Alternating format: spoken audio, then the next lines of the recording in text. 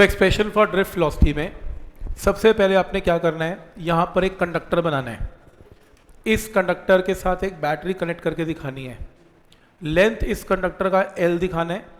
ये plus will generate plus, minus minus, और electric field is from positive to negative, तो E vector दिखाना है। अंदर इलेक्ट्रॉन दिखाना है।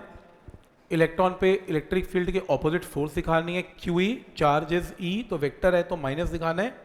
माइनस का मतलब फोर्स जो है इलेक्ट्रिक फील्ड के ऑपोजिट है। बन जाएगा डायग्राम। फिर उसमें लिखना है कि drift velocity is a slow and steady. Slow and steady का मतलब एक एवरेज वेलोसिटी है, स्टेडी मींस कांस्टेंट वेलोसिटी है, तो एवरेज तो कांस्टेंट ही होती है। Velocity of all free electrons in a conductor in direction opposite to the applied electric field across its two end. तो ये एक एवरेज वेलोसिटी है, कांस्टेंट वेलोसिटी है किसी भी इलेक्ट्रॉन की जो कि मूव करते हैं in the direction opposite to the applied electric field. इसके बाद आपने लिखना है कुछ इलेक्ट्रिक फील्ड हमने अप्लाई किया। Each electron experience some acceleration for some time, कुछ देर के लिए वो क्या करता है, एक्सेलरेट करता है और इलेक्ट्रिक फील्ड के ऑपोजिट मूव करता है। एक्सेलरेशन सभी इलेक्ट्रॉन्स की बराबर होती है, पर फिर भी मैंने लिख दिया let us suppose a1 vector, a2 vector up to an vector acceleration of all free electrons हैं, पर मैं एंड में a1 a2 a3 को बराबर कर दूंगा। नेक्स्ट है n का मतलब number of free electrons lying in a conductor. t1 नहीं, t नहीं, टाउ 1 लिखना है, सिंबल टाउ यूज करते हैं इसमें। तो टाउ 1 या t1 t2 t3 up to tn, time for which respective electron experience acceleration.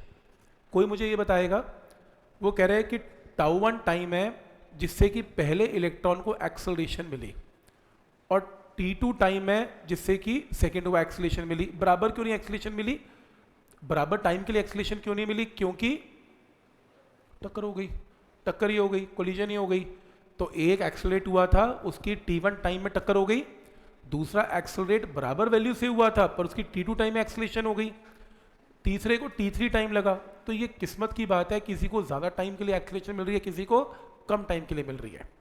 Next है, मान लो इलेक्ट्रॉन्स रैंडम मोशन से स्टार्ट हुए और t1 टाइम के बाद उनकी जो वेलोसिटी थी तो v1 v2 v3 up to vn velocities acquire करती हैं।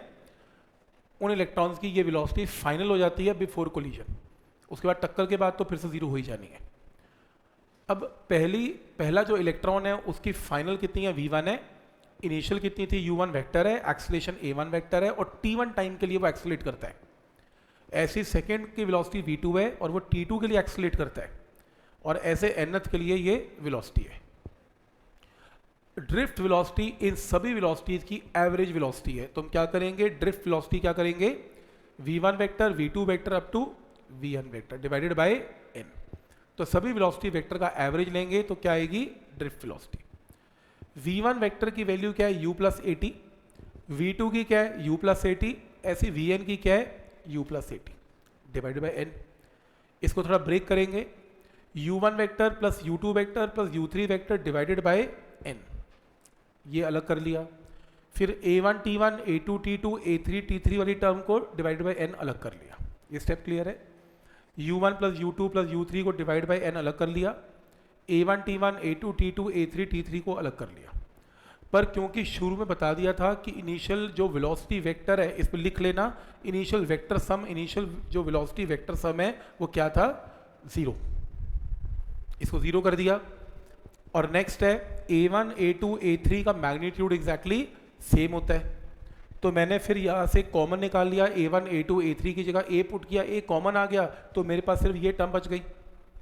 अब ये भी अजीब प्रॉब्लम हो गई कि पहला इलेक्ट्रॉन t1 टाइम पे टक्कर खाता है, कोलिजन करता है, ये t2 t3 ऐसे 10 की पावर 28 है, कौन करेगा इतने टाइम के साथ काम।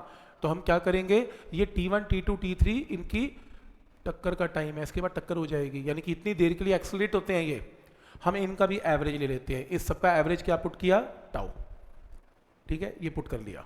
इसे बोलते हैं एवरेज रिलैक्सेशन टाइम। ये वर्ड रिलैक्सेशन क्यों है, क्योंकि इलेक्ट्रॉन जब मूव करेगा और कोलाइड करेगा उसके बाद उसकी वेलोसिटी क्या हो जाएगी, जीरो, रिलैक्स, फिर दोबारा रेस शुरू करेगा, फिर भागेगा, एक्सेलरेट करेगा, तो रिलैक्स हो गया, इसलिए इसका नाम क्या है, एवरेज रिलैक्सेशन टाइम।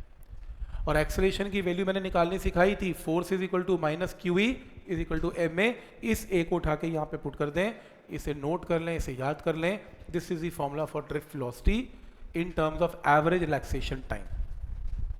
इसे नोट कर लें वेक्टर फॉर्म में, लेकिन जब न्यूमेरिकल आएगा उसमें माइनस नहीं लगाना, न्यूमेरिकल में सिंपल ये लगाना है, बस ये लगाना है, न्यूमेरिकल में बस ये लगेगा।